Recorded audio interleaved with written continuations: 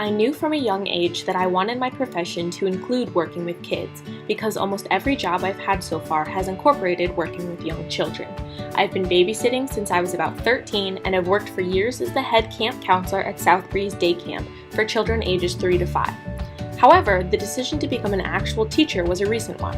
In 2017, I took some time off from college to fill in as a pre-kindergarten teaching assistant at Seacrest Country Day School in Naples, Florida.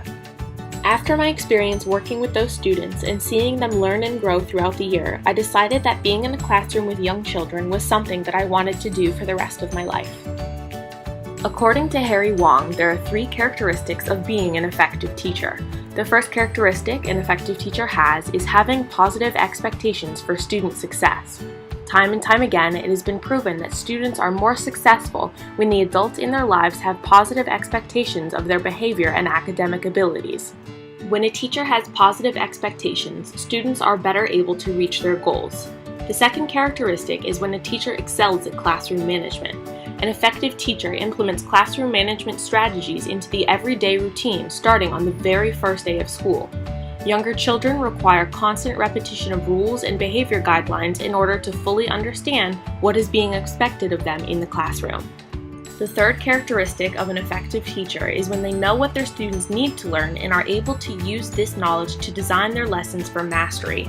It is important that teachers address the strengths and weaknesses of their students to help guide them through the learning process with effective lesson plans. However, it is important to note that education should not consist of just the teacher relaying information to the students, but rather it should be a student-centered approach where everyone works together toward the common goal of gaining knowledge. Progressivism is an example of a student-centered educational theory that focuses on the needs, wants, and most importantly, the curiosities of children. The entire premise behind progressivism is the mantra of learning by doing.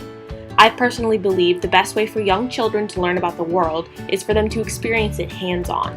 John Dewey, who is known as the father of progressivism, had the philosophy that freedom and democracy should be evident in all classrooms.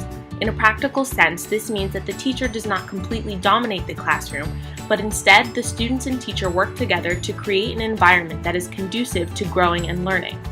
Teachers, of course, should guide the learning, but a majority of the time, students should be physically interacting with the surrounding environment through hands-on experiences in order to gain an understanding of the world around them.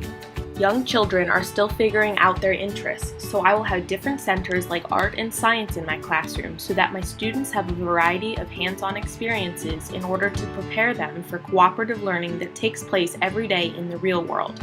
It is important for young kids to take the reins of their educational experience because in the early stages of a student's education is when the building blocks of that child's personality, values, and social skills begin to form. I want to be a part of this important process in my students' lives so they can be the best version of themselves that they can possibly be.